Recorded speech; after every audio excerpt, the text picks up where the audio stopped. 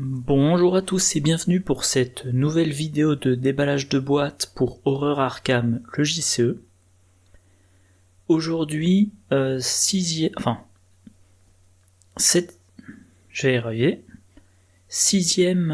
semaine, dernière semaine consacrée aux cartes monoclassées, et aujourd'hui on commence donc les cartes survivants.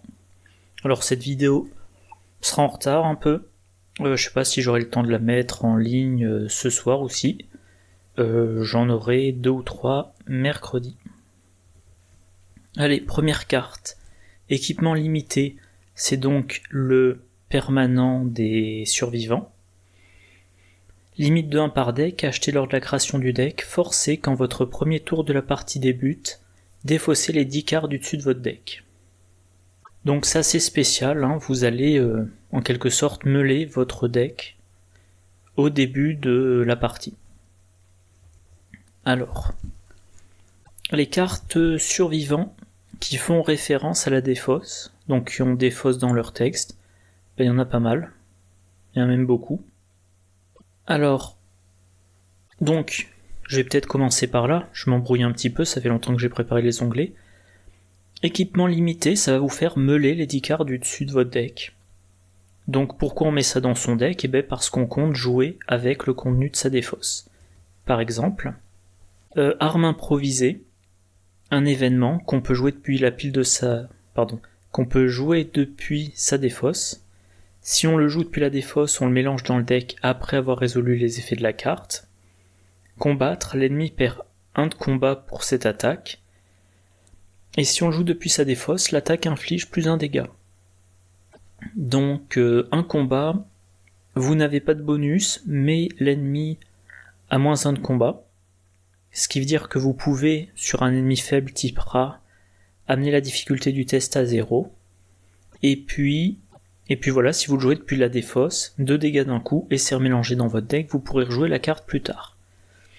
On a eu l'équivalent. On a eu la carte improvisée pour l'évasion, moins 1 d'évasion. Si vous jouez depuis la défausse, vous pouvez également échapper à un ennemi supplémentaire qui a une valeur d'évasion de X ou moins. X étant le nombre de points de réussite. Et pour moi, la plus intéressante, c'est faire avec les moyens du bord. C'est pour l'enquête, donc moins 1 de valeur occulte. Et si on joue depuis la défausse, on a un deuxième indice. Donc les 3 événements improvisés qui sont jouables depuis la défausse, qui après avoir été joués depuis la défausse sont mélangés dans le deck, mais qui surtout ont un bonus si on les joue depuis la défausse. Si vous mettez des choses dans votre défausse, vous pouvez vouloir les récupérer. Donc récup, un soutien, réaction, après que vous avez réussi à enquêter avec une différence de 2 ou plus, inclinez récup, choisissez une carte objet dans votre pile de défausse et ajoutez-la à votre main. Donc voilà, un deck avec beaucoup d'objets, eh bien, en cas d'enquête réussie largement, vous les remettez dans votre main pour pouvoir les jouer plus tard. Le grand classique dégourdi, une compétence qui donne un icône d'intelligence, un icône de force, un icône d'agilité. Si ce test de compétence est réussi, choisissez dans votre pile de défausse une carte survivant qui ne s'intitule pas dégourdi, ajoutez la carte choisie à votre main. Donc si vous avez meulé une carte dont vous avez besoin, vous pouvez aller la chercher à condition de réussir votre test de compétence. Grappiller les provisions, tout simplement, vous jouez cette carte pour prendre une carte de niveau 0 dans votre pile de défausse et la mettre dans votre main. Donc pareil, si vous avez une carte importante dans votre défausse pour la récupérer. Alors, Patricia Huffaway. Je pense que c'est une investigatrice qui peut avoir intérêt à jouer un deck défausse. Pourquoi ? Parce que lors de la phase d'entretien, au lieu de piocher une carte, elle va défausser toutes les cartes non faiblesse de sa main et piocher jusqu'à avoir 5 cartes en main. Donc, elle pioche énormément, elle défausse énormément, donc il y a plein de cartes dans la défausse, donc tant qu'à faire, autant mettre dans son deck beaucoup de cartes qui interagissent avec la défausse. Et il y a notamment la combo, je sais pas si je l'avais déjà présenté, le limier invoqué, Donc soutien mystique de niveau 1 qui coûte 3, qui occupe un emplacement d'allié, un emplacement d'arcane. Trait, allié et invocation. En tant que coût supplémentaire pour jouer le Limia invoqué, vous devez chercher un exemplaire de bête déchaînée parmi vos cartes liées et le mélanger dans votre deck. Action rapide. Lors de votre tour, sauf pendant une action, inclinez le Limia invoqué, combattre, enquêter, soit vous attaquez avec une compétence de force de base de 5, soit vous enquêtez avec une compétence d'intelligence de base de 5. Et il a 3 points de vie. Donc un allié qui vous fait du combat ou de l'enquête avec une bonne valeur de base en action rapide, mais si vous le jouez, vous mélangez une faiblesse dans votre deck. Sauf que vous pouvez jouer une rencontre fortuite de niveau 2, vous choisissez donc le Limia invoqué, vous payez 3, vous le mettez en jeu. Vous ne le jouez pas, vous le mettez en jeu, donc vous ne vous souciez pas de la faiblesse qui lui est liée, et maintenant vous avez le Limia invoqué. Donc, équipement limité va vous faire meuler votre deck. Peut-être que vous mettez dans votre défausse déjà maintenant le Limia invoqué, sinon vous attendrez qu'il soit défaussé plus tard. Si vous avez une rencontre fortuite dans votre défausse, vous utiliserez par exemple Dégourdi pour la reprendre en main. Si Dégourdi est dans votre défausse, vous pouvez utiliser Grappier des provisions pour le récupérer. Bref, quand vous avez une rencontre fortuite dans votre main et le Limia invoqué dans votre défausse, vous le mettez en jeu et vous bénéficiez donc de cette action gratuite. Également, William Yorick peut jouer la carte, parce que William Yorick, il va jouer un soutien depuis sa défausse après avoir vaincu un ennemi. Donc commencer la partie avec beaucoup de cartes dans sa défausse, ça fait qu'il aura plus de chances de pouvoir jouer le soutien de son choix. Et à noter, si vous mettez... J'oublie toujours le nom de cette carte, c'est dingue. Équipement limité.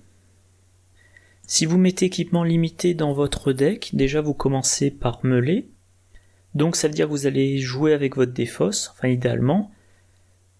Et donc si vous jouez avec votre défausse, ça vous gêne pas de mettre plein de choses dans la défausse. Et dans ce cas-là, vous pouvez envisager de mettre dans vos decks, si vous y avez accès, apprentissage forcé, le permanent des chercheurs, qui vous dit vous augmentez de 15 la taille de votre deck.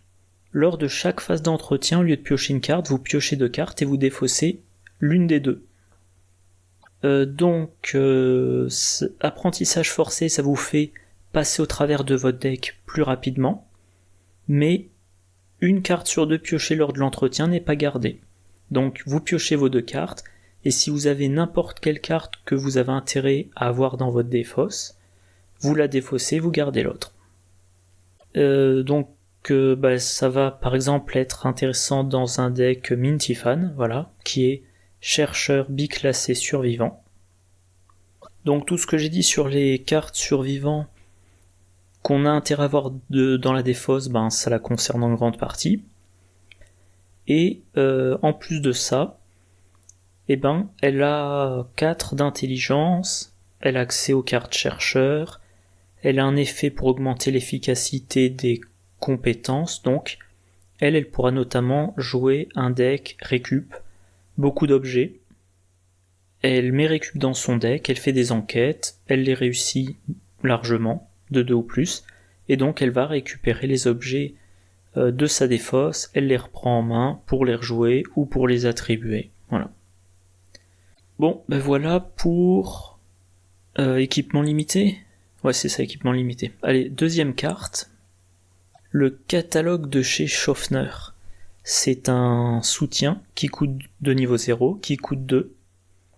Trait, objet et livre. Alors à noter, c'est un livre qui n'occupe pas d'emplacement de main. Utilisation 5 secrets. S'il n'y a pas de secret sur le catalogue de chez Schaffner, défaussez-le. Vous avez le droit de dépenser les secrets du catalogue de chez Schaffner en tant que ressource pour payer les soutiens objets joués par n'importe quel investigateur dans votre lieu. Donc voilà, vous payez 2 et vous avez dessus 5 ressources, on va dire, qui ne peuvent servir que pour payer des objets, mais objets joués par n'importe qui dans le lieu. Alors les objets, bien évidemment, il y en a plein, 327 recensés par ArchamDB. Et toutes les cartes qui ont objet dans leur texte, il y en a un certain nombre, notamment en survivant. On peut mentionner récup, donc j'en ai parlé tout à l'heure, après que vous avez réussi à enquêter avec une différence de 2 ou plus, vous inclinez récup, vous choisissez une carte objet dans votre pile de défausse et vous l'ajoutez à votre main. À noter la version de niveau 2, il faut que ça change de page, c'est quasiment la même chose, sauf qu'au lieu de l'ajouter à la main, vous pouvez directement la jouer, en payant le coup bien sûr. On a Joël le Ravigile, donc ça c'est la version de niveau 0, un allié truand, action rapide, dépensez une ressource, choisissez un soutien objet dans votre main et jouez-le en payant son coût. Donc Joël le Ravigile, au lieu de dépenser une action pour jouer un soutien objet, on dépense une ressource. En plus du coût de l'objet bien sûr. On a Maître Charles Ross, un allié chercheur, qui a un petit peu le même effet que le catalogue de chez Schaffner. Vous avez le droit de dépenser des ressources pour payer le coût des soutiens objets joués par d'autres investigateurs dans votre lieu. Action rapide, inclinez Maître Charles Ross. Réduisez de 1 le coût du prochain soutien objet joué par un investigateur dans votre lieu. Et donc voilà. Non seulement il permet à son contrôleur de payer pour les soutiens objets joués par tout le monde dans le lieu, mais en plus, il offre des réductions. Alors bien évidemment, ça c'est logique, vu qu'il est dans le pack, je pense que le meilleur utilisateur, un des meilleurs utilisateurs du catalogue de chez Schaffner, c'est Bob Jenkins. Pourquoi ? Parce que voilà, à n'importe quel moment, ah non, ça c'est secondaire, voilà, c'est là. Vous avez le droit d'effectuer une action supplémentaire durant votre tour qui ne peut être utilisée que pour jouer un soutien objet de la main d'un investigateur dans votre lieu sous son contrôle. Les deux investigateurs ont le droit de dépenser des ressources pour payer son coût. Donc Bob Jenkins, il va jouer beaucoup d'objets. Du coup, il faudra les payer, ces objets, et les secrets du catalogue seront intéressants. Alors à noter, pour un investigateur lambda, jouer le catalogue, ça coûte une action et 2 ressources. Donc l'équivalent de 3 actions basiques. Et ça fournit 5 secrets pour réduire de 5 le coût d'objet joué plus tard, donc l'équivalent de 5 actions basiques. Donc c'est une économie de 2. Pour Bob Jenkins, comme jouer le catalogue ne lui prend pas une de ces 3 actions, pour lui ça fait un bénéfice de 3. Et donc aussi autre chose, voilà que je retrouve l'onglet, Bob Jenkins il a 4 en intelligence. Donc on peut le spécialiser en enquête. Si on le spécialise en enquête, on va pouvoir lui donner récup, alors par contre de niveau 0, pas de niveau 2. Donc il va enquêter, dès qu'il réussit une enquête avec une différence de 2 ou plus, il prend un objet dans sa défausse, il le met dans sa main. Il utilise son action bonus pour jouer l'objet. Il utilise le catalogue pour réduire le coût de l'objet.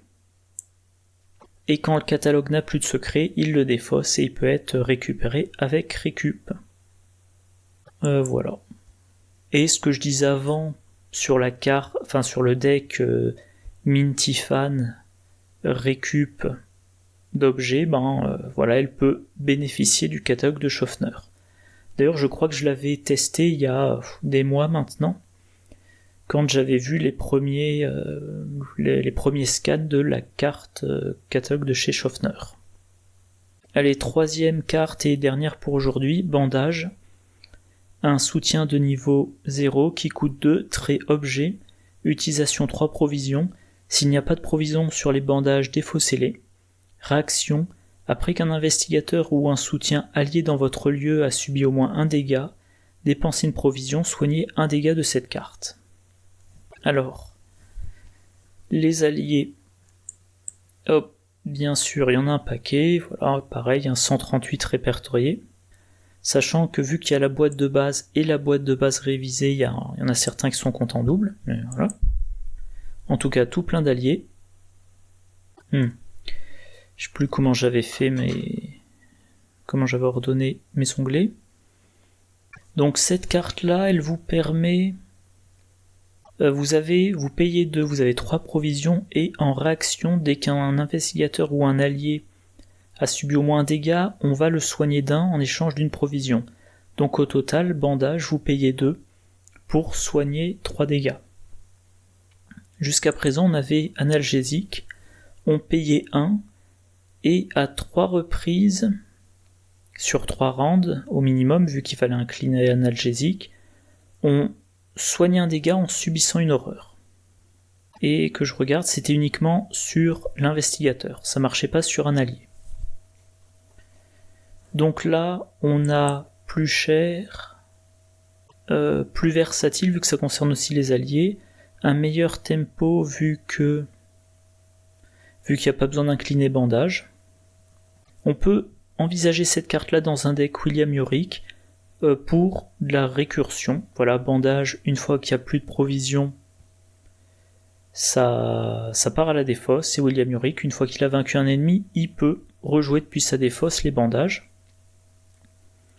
Maintenant, concrètement, bandage, soit on l'utilise sur l'investigateur, soit on l'utilise sur des alliés. Les alliés sur lesquels c'est intéressant, il y a bien sûr le flic en patrouille de niveau 2. En action rapide, on lui inflige un dégât pour infliger un dégât à un ennemi dans le lieu. Donc le flic en patrouille, normalement, il a 3 utilisations.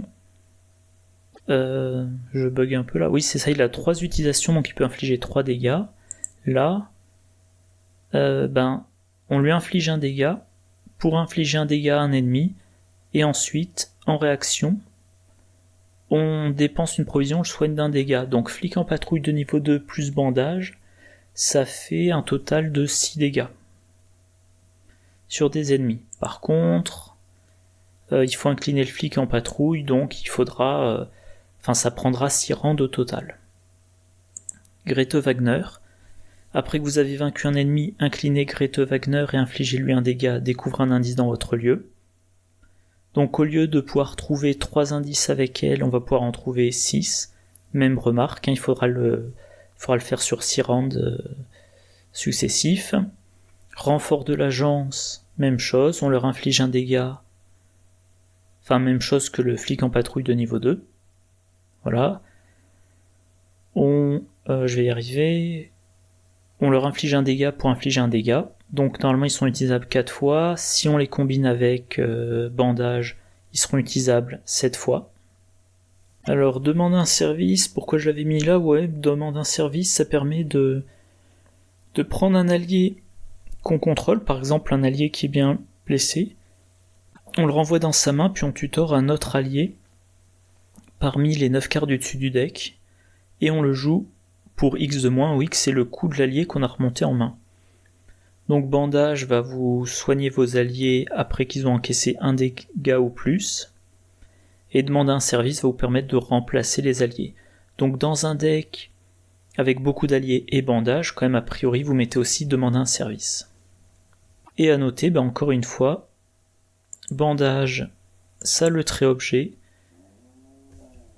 Oups, j'ai le ventre qui gargouille. Donc une fois que bandage est dans votre défausse, récup peut permettre de le récupérer. Voilà, pas grand chose à dire. Donc je vais faire un petit bilan.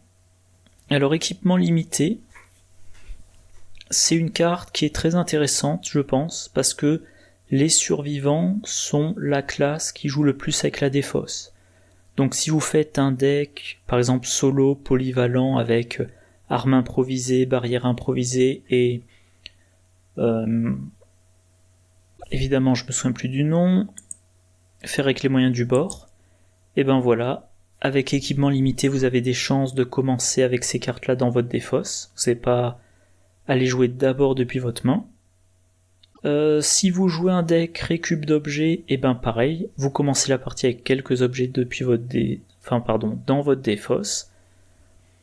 Donc très intéressant. Le seul truc, c'est comme vous commencez la partie avec votre deck partiellement meulé, il faudra songer à quelques cartes pour pouvoir récupérer les cartes que vous voulez dans votre main en début de partie.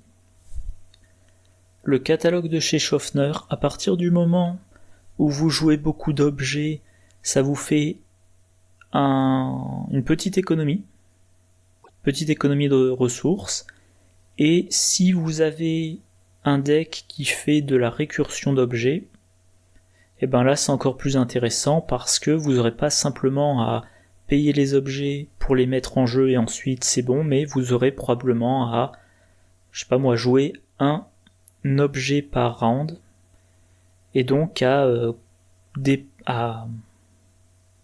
dépenser des ressources pour un soutien objet à chaque round, ce qui démultiplie l'intérêt du catalogue de chez Schaffner. Et encore une fois, la carte est encore meilleure chez Bob Jenkins, qui a l'action bonus pour jouer le catalogue et qui, si ma mémoire est bonne, a des réductions. Opération juteuse, voilà. Un talent, réduisez de 1 le coût de chaque soutien objet que vous jouez.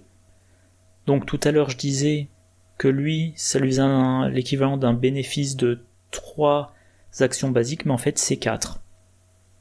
Le catalogue de chez Schaffner, ça ne lui demande aucune de ces 3 actions, il utilise son action bonus, et il paie pas 2, il paie 1. Donc ça lui coûte l'équivalent